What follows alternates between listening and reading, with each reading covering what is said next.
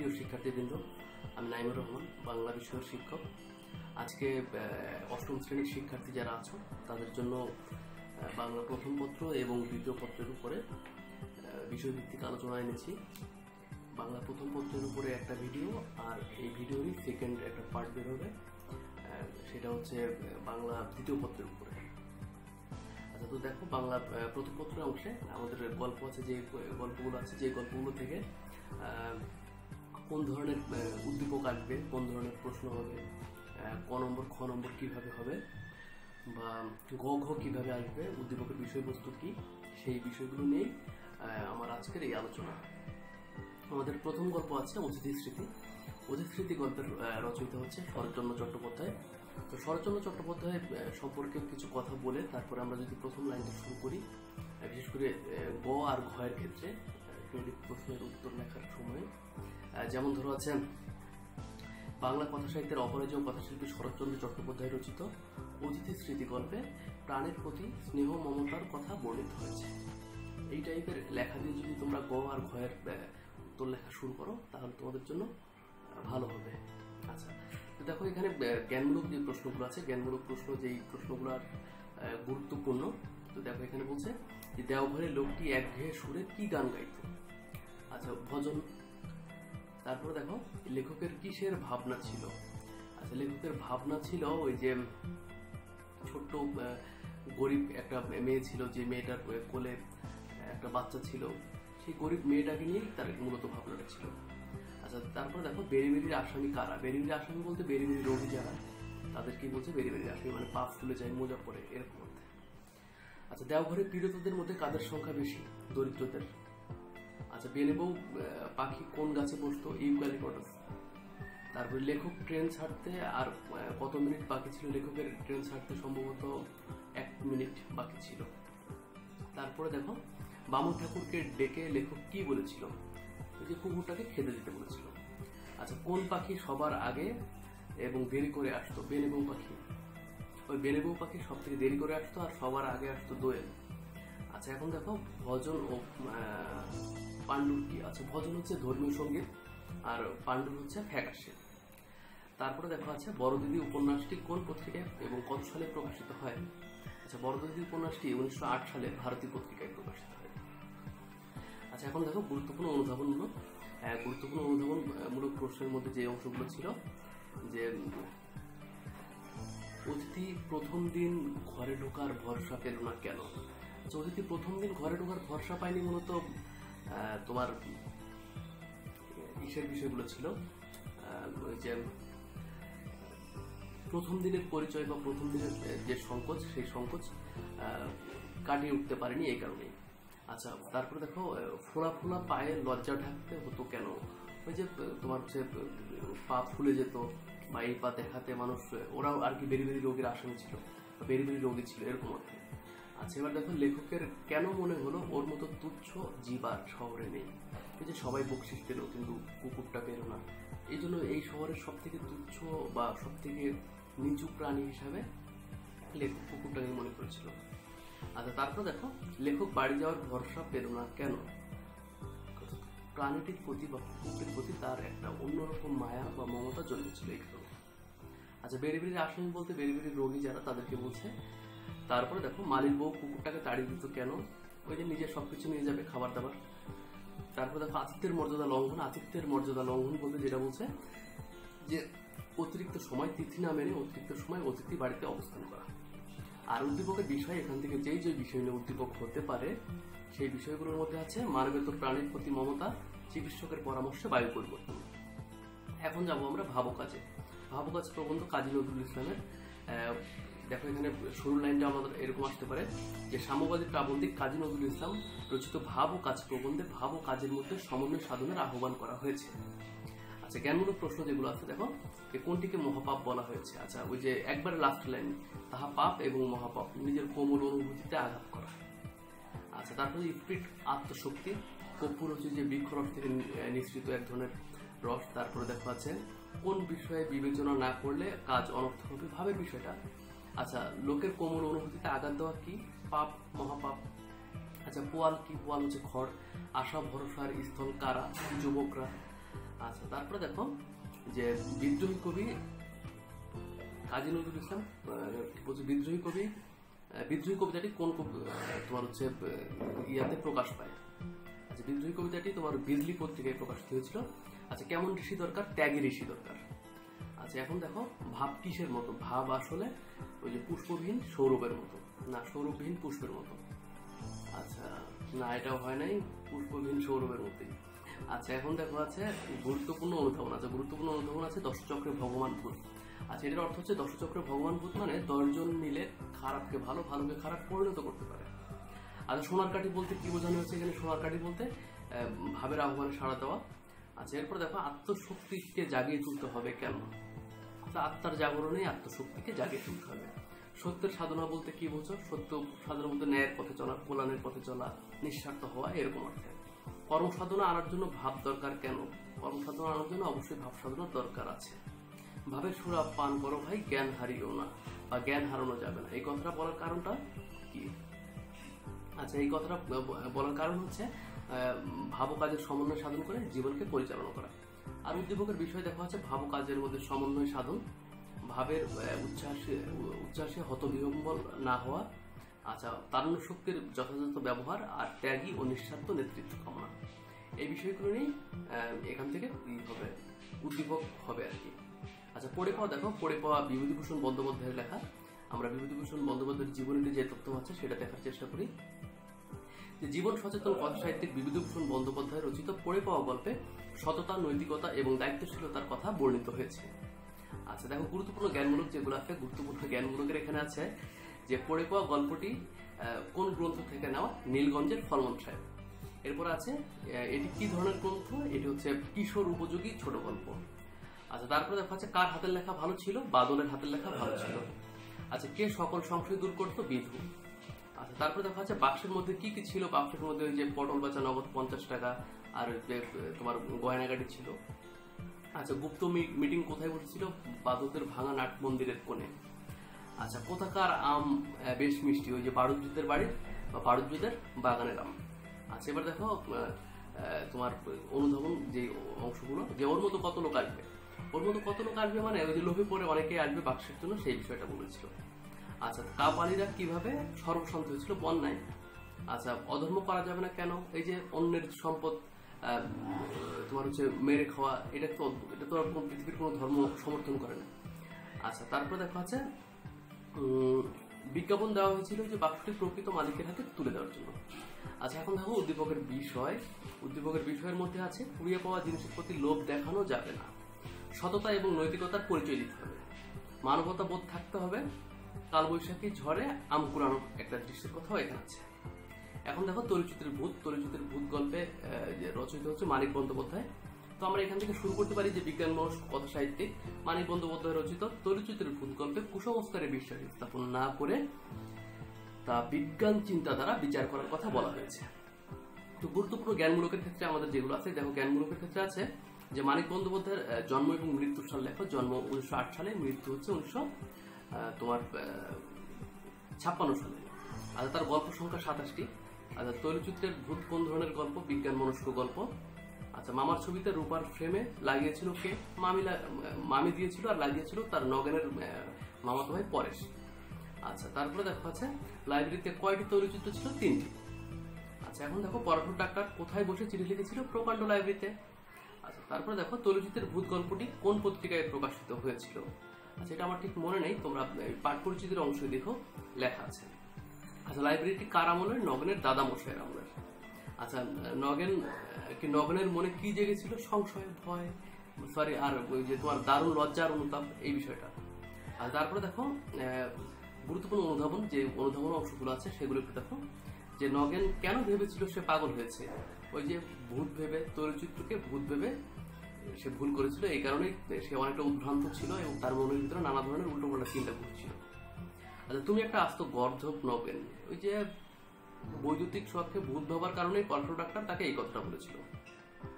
নগেনের অনুতাপ বেড়ে গেল কেন? ওই যে মামা বেঁচে থাকতে মামাকে ভক্তি শ্রদ্ধার ভান করে ঠকাতো, এই বিষয়টা ভেবে। আচ্ছা, তারপরে দেখো উদ্দীপকের বিষয়, যে বিষয়গুলো নিয়ে উদ্দীপক হতে পারে এরকম বিষয় আছে। কুসংস্কারে বিশ্বাস না করা, বিজ্ঞান চিন্তার অধিকারী হওয়া আর সম্পত্তি উইলের বিষয়। আচ্ছা, এরপরে আমাদের পরের গল্পটা বঙ্গবন্ধু শেখ মুজিবুর রহমানের ভাষণ, এবারের সংগ্রাম, স্বাধীনতার সংগ্রাম। তো এখানে যদি আমরা গ আর ঘয়ের ক্ষেত্রে লেখা শুরু করি, এভাবে শুরু করতে পারি যে বাঙালি জাতির অবিসংবাদিত নেতা জাতির জনক বঙ্গবন্ধু শেখ মুজিবুর রহমান 1971 সালের 7 মার্চ ঢাকা রেসকোর্স ময়দানে যে ঐতিহাসিক ভাষণ দিয়েছিলেন তারই পরিমার্জিত রূপে। তো এখান থেকে দেখা যাচ্ছে প্রথম প্রশ্নটাই 7 মার্চের ভাষণে কত লোক ছিল? প্রায় 10 লক্ষ। আচ্ছা, আরটিসি অর্থ কি? রাউন্ড টেবিল কনফারেন্স বা গোল টেবিল বৈঠক। আচ্ছা, তারপরে দেখো যে 7 মার্চের ভাষণের কিসের সাথে তুলনা করা হয়? ওই যে আমেরিকার সাবেক প্রেসিডেন্ট আব্রাহাম লিঙ্কনের গেটিসবার্গ ভাষণের সঙ্গে তুলনা করা হয়। আচ্ছা, এবার দেখো আছে রেসকোর্স ময়দানের বর্তমান নাম হচ্ছে সোহরাওয়ার্দী উদ্যান। আচ্ছা, তারপরে দেখো আছে ব্যারাক সেনা ছাউনি। আচ্ছা, যে অনুধাবনমূলক আছে, যেমন আজ দুঃখ ভরাক্রান্ত মন নিয়ে আপনাদের সামনে হাজির হয়েছি বলতে কি বোঝানো হয়েছে? এখানে বঙ্গবন্ধুর আত্মত্যাগ বা তার বেদনা বা হচ্ছে তোমার হাজার হাজার মানুষকে যে পাকিস্তানি শাসকেরা, স্বৈরা শাসকেরা গুলি করে হত্যা করেছে, তার মানে সেই অবস্থাতে বঙ্গবন্ধুর যে মানসিক অবস্থা, সেই অবস্থান তুলে ধরতে এই কথাটা বলা হয়েছে। আচ্ছা, তারপরে দেখো আছে 23 বছরের করুণ ইতিহাস বলতে যে পাকিস্তানি শাসক গোষ্ঠীরা আমাদের উপরে যে অত্যাচার নির্যাতন চালিয়েছিল, সেই অত্যাচার নির্যাতনের কথা। আচ্ছা, তারপরে দেখো আমি প্রধানমন্ত্রী তো চাই না উক্তিটির কারণ বঙ্গবন্ধুর ত্যাগী মানসিকতা। বঙ্গবন্ধু চেয়েছিলেন এদেশের মানুষের অধিকার, সেই অধিকার আদায়ের জন্য তিনি সংগ্রাম করতে চেয়েছিলেন। আচ্ছা, উদ্দীপকের বিষয় দেখো বঙ্গবন্ধুর দৃঢ় নেতৃত্ব, পাকিস্তানি শাসক গোষ্ঠীর অত্যাচার, আর একটা হচ্ছে বাঙালির সংগ্রামী চেতনা, আর একটা হচ্ছে অসাম্প্রদায়িক চেতনার আহ্বান। আচ্ছা, এরপর আমরা যাব আমাদের লোকশিল্প। আমাদের লোকশিল্পের এখানে কি আছে দেখো, আমাদের লোকশিল্প কামরুল হাসানের লেখা, যেখানে শুরুতেই লাইনটা আমরা এভাবে দিয়ে শুরু করতে পারি যে বিশিষ্ট চিত্রশিল্পী কামরুল হাসান রচিত আমাদের লোকশিল্প প্রবন্ধে আমাদের অতীত ঐতিহ্য ও লোকশিল্পের পরিচয় তুলে ধরা হয়েছে। আচ্ছা, এরপরে দেখো যে বিষয়টা সেটা হচ্ছে গুরুত্বপূর্ণ জ্ঞানমূলক যেগুলো আছে, জ্ঞানমূলকের ক্ষেত্রে আমরা বলতে পারি যে কামরুল হাসানের পেশা কে ছিল? উনি পেশায় একজন অধ্যাপক ছিল। আচ্ছা, কোন এলাকার কাঠের নৌকা বিখ্যাত? বরিশালের। আচ্ছা, এরপরে দেখো আমাদের তারপরে দেখো আছে মোগলদের বিলাসের বস্তু হচ্ছে যে তোমার মসলিন শাড়ির কথা আছে। আচ্ছা, এরপরে দেখো নকশিকাঁথা সেলাইয়ের উপযুক্ত সময় বর্ষাকাল। আচ্ছা, এখন দেখো আছে বাংলাদেশের সব এলাকাতেই কোন শিল্প আছে? মৃৎশিল্প আছে। আচ্ছা, মৃৎশিল্প না, কুটির শিল্প। আচ্ছা, এবার দেখো খাদি কাপড়ের বিশেষত্ব কি? এটা পুরোটাই হাতে প্রস্তুত, এরকম একটা বিষয় আছে। আচ্ছা, পুরোটাই হাতে প্রস্তুত ছিল।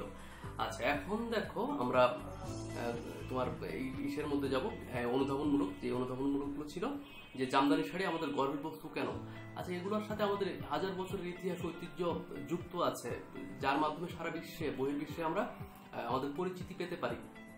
এই অর্থে এগুলো নিয়ে আমরা গর্ব করতেই পারবো।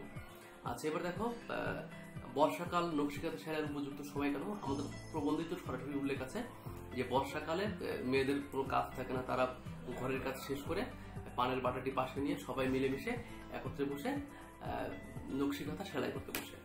আচ্ছা, এরপরে দেখো আছে যে লোকশিল্প রক্ষা করতে হবে কেন? লোকশিল্প রক্ষা করতে হবে আমাদের ঐতিহ্য রক্ষা করার জন্য। আমাদের ঐতিহ্য, সেই ঐতিহ্যকে রক্ষা করার জন্যই লোকশিল্পকে রক্ষা করতে হবে। আর আমাদের উদ্দীপকের বিষয় দেখো, উদ্দীপকের বিষয়ের মধ্যে আছে মসলিন শাড়ি বা জামদানি শাড়ি, তারপরে নকশিকাঁথার ঐতিহ্য, মৃৎশিল্প, কাঠের শিল্পের ঐতিহ্য, তারপরে দেখো আছে গ্রামীণ লোকশিল্প রক্ষা। তারপরে আমরা যাবো সুখী মানুষ নাটিকা। সুখী মানুষ নাটিকা রচিত হচ্ছে মমতাজউদ্দিন আহমেদ। আচ্ছা, আমরা মমতাজউদ্দিন আহমেদের জীবনী জানবো। মমতাজউদ্দিন আহমেদের এখান থেকে আমরা যদি ক্রেডিট প্রশ্নের উত্তর করতে যাই তাহলে আমরা প্রথম লাইনটা এইভাবে শুরু করতে পারি যে বিশিষ্ট নাট্যকার মমতাজউদ্দিন আহমেদ রচিত সুখী মানুষ নাটিকায় অবৈধ পথে উপার্জিত সম্পদ যে মানুষকে সুখ দিতে পারে না, সেই বিষয়টা তুলে ধরা হয়েছে। আচ্ছা, এখান থেকে দেখো জ্ঞানমূলক যেগুলো আছে, জ্ঞানমূলক আছে হাসু ও রহমত কোথায় বসে ভাবছিল? তেঁতুলতলায়। আচ্ছা, এবার দেখো আছে সুখী মানুষ নাটিকার চরিত্রগুলোর বয়স লক্ষ্য। এগুলো অনেকগুলো চরিত্র আছে, যেমন ধরো কবিরাজ চরিত্র, যার বয়স ছিল 60 বছর। তারপর হচ্ছে মোড়ল চরিত্রের বয়স ছিল 50 বছর। হাসু, আবার হচ্ছে হাসুর আর হচ্ছে ওই যে তোমার মোড়লের যে চাকরটা ছিল রহমত, হ্যাঁ, এদেরও কিন্তু নির্দিষ্ট বয়স একবারে প্রথম পৃষ্ঠায় উল্লেখ আছে, এটা একটু দেখবা। আচ্ছা, এবার দেখো তারপরে এখানে প্রশ্ন আছে যে কত গ্রাম খুঁজে সুখী মানুষ পাওয়া গেল না? 7 গ্রাম। আচ্ছা, এবার দেখো আছে কোন গ্রামের লোক মোড়লকে খুব জ্বালিয়েছে? সুবর্ণপুর গ্রামের মানুষকে মোড়ল খুব জ্বালিয়েছে। প্রশ্নটা উল্টো বলেছিলাম। আচ্ছা, এখন দেখো যে মানুষ এবং প্রাণী অমর নয়, উক্তিটি কার? কবিরাজের। আচ্ছা, মোড়ল কার মুরগি চুরি করে খেয়েছে? হাসুর। আচ্ছা, এবার দেখো হাসু সুখী মানুষ নাটিকার দৃশ্য কয়টি? 2টি দৃশ্য। মোড়লের চাকরকে রহমত। আচ্ছা, এবার দেখো যে বারবার সর্বটর্ব লেখা হচ্ছিল। আচ্ছা, এবার দেখো সুখী মানুষ নাটিকার অনুধাবন থেকে যে ধরনের প্রশ্ন হতে পারে যে সুখী মানুষ পাগলের মতো হাসছিল কেন? ওই যে তাকে সম্পত্তির কথা জিজ্ঞেস করছে, তো সে তো সরাসরি বলছে যে সম্পত্তি, টাকা পয়সা, মানে এই বিষয়গুলো সে ওই অর্থে মূল্যায়ন করে না। আচ্ছা, এবার দেখো আছে যে মোড়লের অসুখের কারণ কি? মোড়লের অসুখের মূল কারণ হচ্ছে অবৈধ পথে সম্পদ উপার্জন করা। আচ্ছা, তারপরে দেখো আছে যে সুখী মানুষ, আচ্ছা এটা গেল, তারপরে এখান থেকে আর নাই। আচ্ছা, এখান থেকে উদ্দীপকের বিষয় দেখো, অবৈধ পথে সম্পদ উপার্জন করা যাবে না, অবৈধ পথে কখনোই না, বৈধভাবে যত খুশি করো। আচ্ছা, তারপরে দেখো আছে অত্যাচার করা যাবে না, সুখ লাভের উপায়, এই বিষয়গুলো নিয়ে। আচ্ছা, এখন দেখো আমরা যাব মংরুর পথে বিপ্রদাস বড়ুয়ার রচনা। প্রথম লাইনটা আমরা শুরু করতে পারি এভাবে যে বিশিষ্ট প্রাবন্ধিক বিপ্রদাস বড়ুয়া রচিত মংরুর পথে রচনায় মিয়ানমারের সংস্কৃতি বা মিয়ানমারের ভ্রমণের বাস্তব অভিজ্ঞতার কথা তুলে ধরা হয়েছে। আচ্ছা, এখন দেখো গুরুত্বপূর্ণ জ্ঞানমূলক, এখান থেকে গুরুত্বপূর্ণ জ্ঞানমূলক যেগুলো আছে যে পাইকা কারা চালায়? স্থানীয় মুসলমানরা। আচ্ছা, ব্যান্ডেল কি? ব্যান্ডেল একটা রোডের নাম ছিল যেটা এই যে পর্তুগিজের মানুষ তাদের স্থানীয় বসবাসের জায়গাকে ব্যান্ডেল বলতো। এরা 1000 বছর আগে তোমার চট্টগ্রামে বাস করতো। ওই চট্টগ্রামের যে রোডটা, সেই রোডটার মানে যে রোডে বাস করতো সেই রোডটার নাম এখনো ব্যান্ডেল রোড, এরকম অর্থে। তারপর দেখো আরাকানের ধ্বংসপ্রাপ্ত রাজধানীর নাম কি? রাউকে। আচ্ছা, এখন দেখো আরাকান রাজসভার 2জন কবির নাম, আলাউল আর একটা ছিল দৌলত কাজী। আচ্ছা, এবার দেখো আছে মিয়ানমারের জাতীয় পোশাক লুঙ্গি, যে 2 ফিটের স্যান্ডেল, আরো কি কি যেন অংশ আছে, এগুলো দেখে নিও বই থেকে। আচ্ছা, এবার দেখো এটা গেল পদ্মাবতী গ্রন্থের রচয়িতা আলাউল। আচ্ছা, এখন দেখো গুরুত্বপূর্ণ অনুধাবন, যে অনুধাবনগুলো সব থেকে গুরুত্বপূর্ণ এখানকার, যে লেখকের আবেগ অচেনা আবেগে উপচে পড়লো কেন? তারপর ভিক্ষায় তাদের জীবিকা, লুঙ্গি ভুঙ্গি প্যাগোডা, এই 3 মিয়ানমার, মহিলারা ছিল স্বাধীন, ব্যান্ডেল রোড তাদের স্মৃতি বহন করে, এই অংশগুলো দেখবে। আচ্ছা, উদ্দীপকের বিষয় দেখো, এখানকার উদ্দীপকের বিষয় হচ্ছে মিয়ানমারের মানুষ, সংস্কৃতি, জীবন, খাবার দাবার, জাতীয় চেতনা, তারপরে নারীর স্বাধীনতার কথা। আচ্ছা, এরপরের অংশে আমরা যাবো বাংলা নববর্ষ প্রবন্ধ। দেখো বাংলা নববর্ষ প্রবন্ধে কি আছে?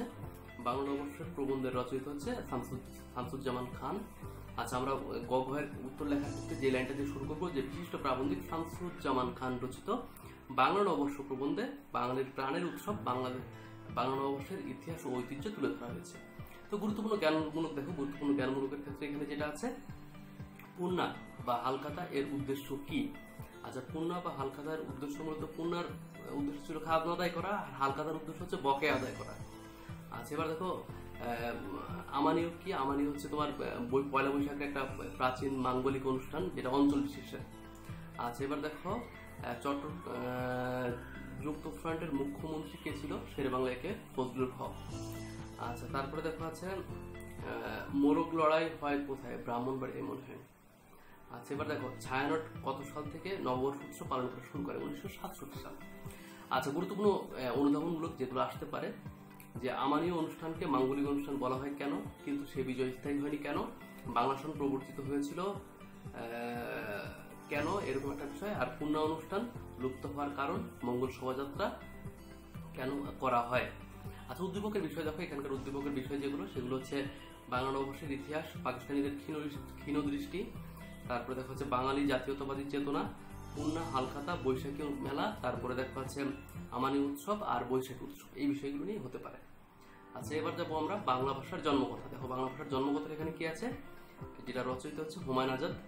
আচ্ছা, এখানে দেখো আছে প্রথম লাইনটাই বিশিষ্ট ভাষাবিজ্ঞানী ও প্রাবন্ধিক হুমায়ুন আজাদ রচিত বাংলা ভাষার জন্মকথা প্রবন্ধে বাংলা ভাষার উৎপত্তি সম্পর্কে আলোচনা করা হয়েছে। আচ্ছা, গুরুত্বপূর্ণ জ্ঞানমূলক দেখো, জ্ঞানমূলকের মধ্যে যেগুলো হচ্ছে অপভ্রংশ অর্থ কি, এরকম একটা বিষয়। আচ্ছা, তারপরে দেখো আছে অপভ্রংশ মানে যা খুব বিকৃত হয়ে গেছে, একেবারে নিচু। আচ্ছা, এবার দেখো বাক্যতত্ত্ব গ্রন্থের রচয়িতা ডক্টর হুমায়ুন আজাদ। তার বৈদিক ভাষা কি? বেদের ভাষা কি বৈদিক ভাষা বলতো? কোন ভাষা থেকে বাংলা ভাষার জন্ম? দুইটা মতামত আছে, একটা ডক্টর মোহাম্মদ শহীদুল্লাহ, আরেকটা হচ্ছে ডক্টর সুনীতি কুমার চট্টোপাধ্যায়। দুইজনের মতামতটাই আলোচনা করতে হবে এখানে।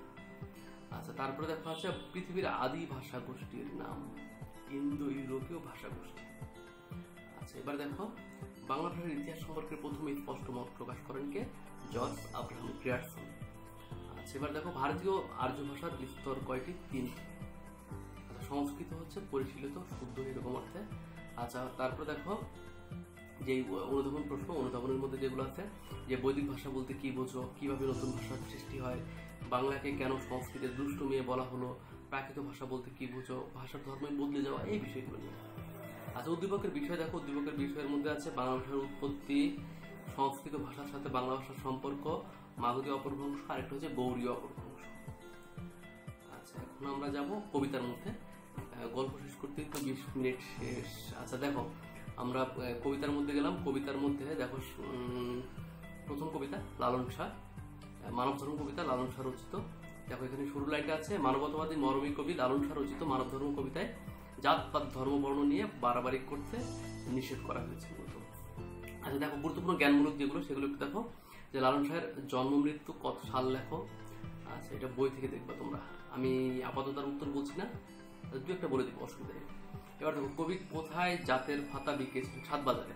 আচ্ছা, তারপরে দেখা আছে যে জলকে কখন কূপ জল এবং গঙ্গা জল বলা হয়? জলকে তোমার জল যদি থাকে যে কূপে, তাহলে সেটা কূপ জল, আর গঙ্গায় থাকলে গঙ্গার জল। লালনের গানের বৈশিষ্ট্য কি? মরমী রসনা ব্যঞ্জনা। তারপরে দেখো লালন শাহ কোন ধরনের কবি? মানবতাবাদী মরমী কবি। আচ্ছা, তারপরে দেখা হচ্ছে লালনের গুরু কে ছিল? সাধক সিরাজ শাহী। সবাই কিসের গৌরব করে? জাতপাত নিয়ে গৌরব করে। আচ্ছা, তারপরে দেখা হচ্ছে লালনের জন্ম কোথায়? কুষ্টিয়ায়, মতান্তরে ঝিনাইদহ, যে কোনো একটা লিখলেই চলবে। আচ্ছা, এবার দেখা হচ্ছে গুরুত্বপূর্ণ অনুধাবন। গুরুত্বপূর্ণ অনুধাবনের মধ্যে আছে জগৎ বেড়ে জেতের কথা বলতে কি বোঝায়? জাতপাত নিয়ে সবসময় সবাই সব জায়গায় অহংকার করে, এরকম অর্থে। মূলে একজন সে ভিন্ন নয়, অর্থাৎ পানির যেরকম ভিন্ন ভিন্ন পাত্র রাখলেও ভিন্ন ভিন্ন পরিচয় হয় না, ঠিক একই রকম ভাবে মানুষেরও আলাদা আলাদা অংশে রাখলেই যে আলাদা হয়ে যাবে তা না, সবারই একটাই পরিচয়, মানুষ পরিচয়। যাওয়াবিন বাসার বেলায় জন্ম মৃত্যুর বেলার এই কথাটা বলছে। তারপরে দেখো কূপজল বা গঙ্গা জল কি? এই যে কূপজল বা গঙ্গা জল, কুয়োয় থাকলে কূপজল, গঙ্গায় থাকলে গঙ্গা জল, দুইটা দুই ধর্মের কাছে পবিত্রতার প্রতীক। আজ উদ্দীপকের বিষয় দেখো, এখান থেকে উদ্দীপকের বিষয় আছে জাতপাত নিয়ে বাড়াবাড়ি না করা, অসাম্প্রদায়িক চেতনা। আচ্ছা, এখন আমরা যাবো বঙ্গভূমির প্রতি কবিতায়। বঙ্গভূমির প্রতি কবিতা রচয়িত হচ্ছে মাইকেল মধুসূদন দত্ত। দেখো এখানে বলছে যে বাংলা সনেটের প্রবর্তক মাইকেল মধুসূদন দত্ত রচিত বঙ্গভূমির প্রতি কবিতায় স্বদেশের প্রতি গভীর মমত্ববোধ প্রকাশ পেয়েছে।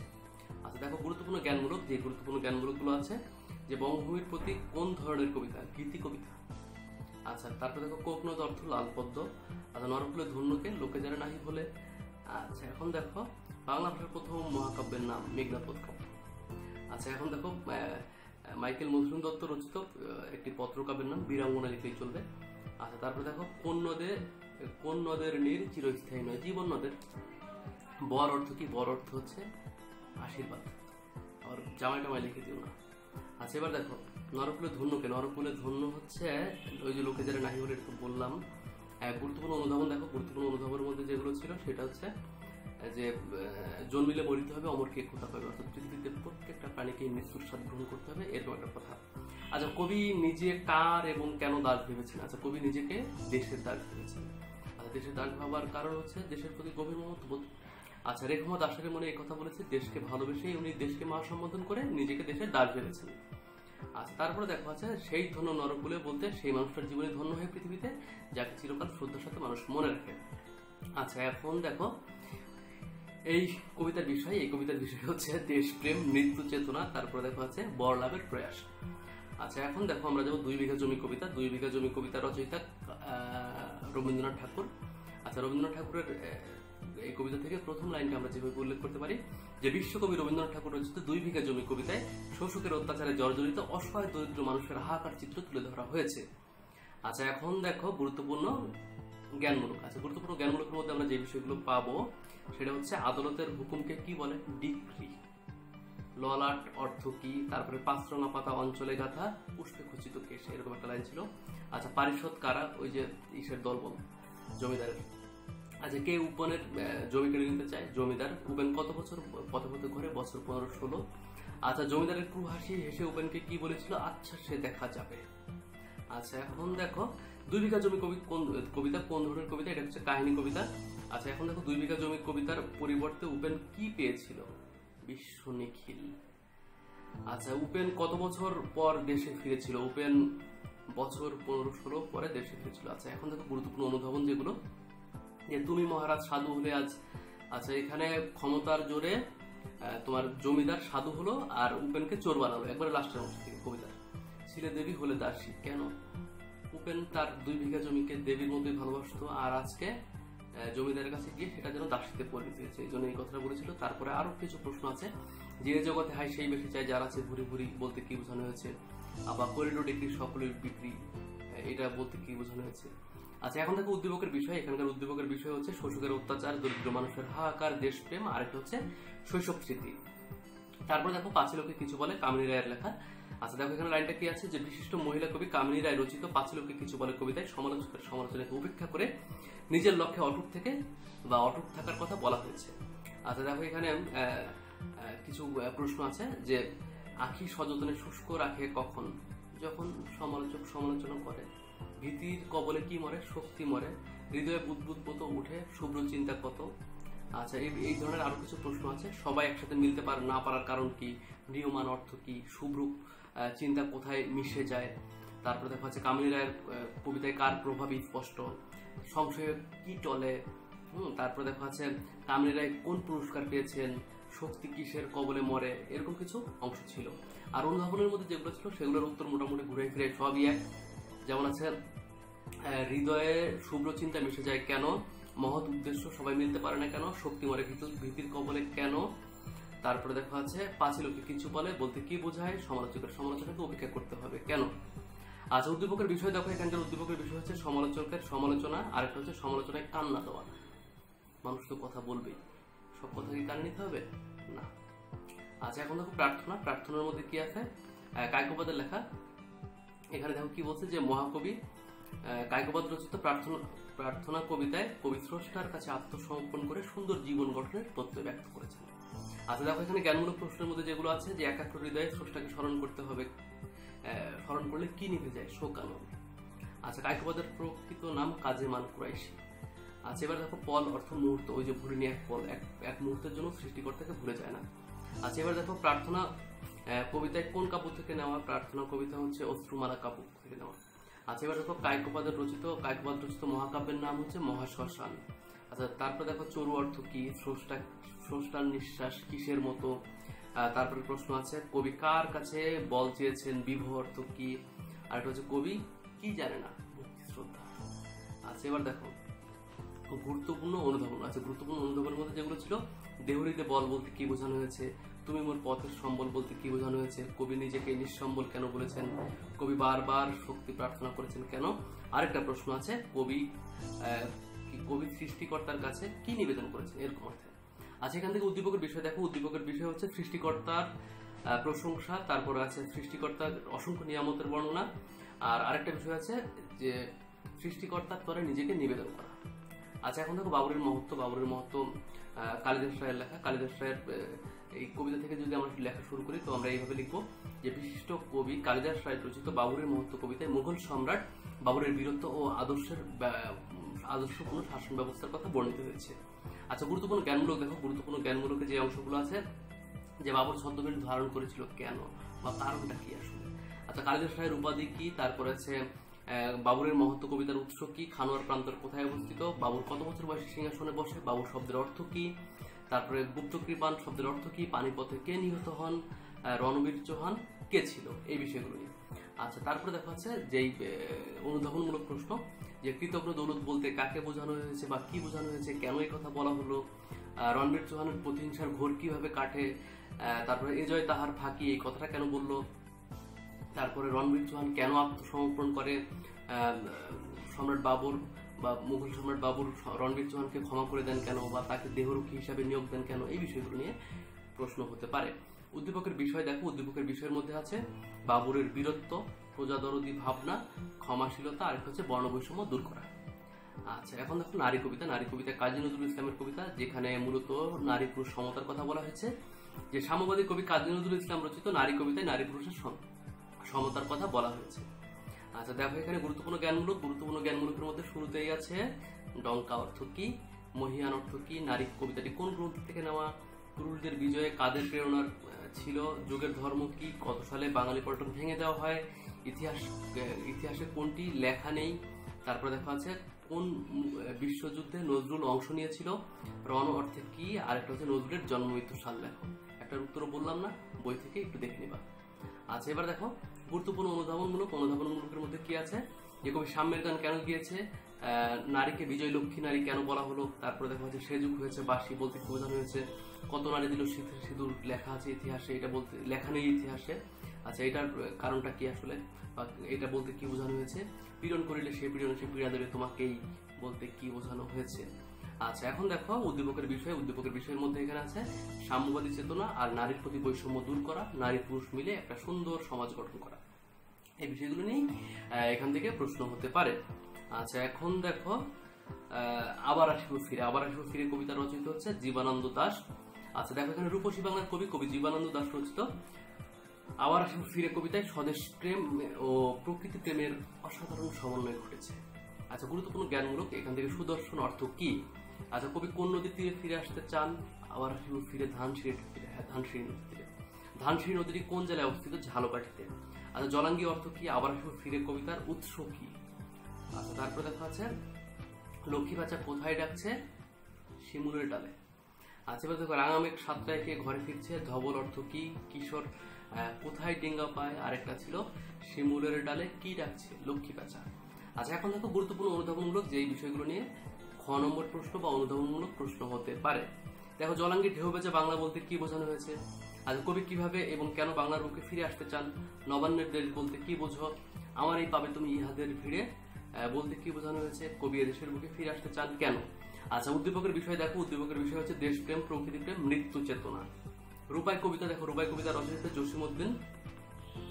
জসীমউদ্দিনের মানে এই কবিতা থেকে যদি আমরা গ ঘের উত্তর লিখতে যাই এক্ষেত্রে আমরা শুরু করতে পারি এইভাবে যে পল্লী কবি জসীমউদ্দিন রচিত রূপাই কবিতায় প্রকৃতিতে বেড়ে ওঠা এক কৃষকের বর্ণনা করা হয়েছে। দেখো এখন গুরুত্বপূর্ণ জ্ঞানমূলক যেগুলো আছে, যে রূপায়ের শরীর কেমন ছিল। আচ্ছা তারপরে দেখো আছে শালসুন্দি বেদ কি, কালো দাঁতের কালি দিয়ে কি লেখেন। আচ্ছা রূপাই কবিতার উৎস কি, তারপরে ছিল যে জসীমউদ্দিনের জন্ম সাল লেখো, আখড়াতে কার লাঠির দাম সব থেকে বেশি, জারি গান কি, আখড়া কি, বৃন্দাবন কি, আরেকটা হচ্ছে রূপাই কার ছেলে আর রূপাইয়ের চুল কেমন ছিল, বাবরি চুল।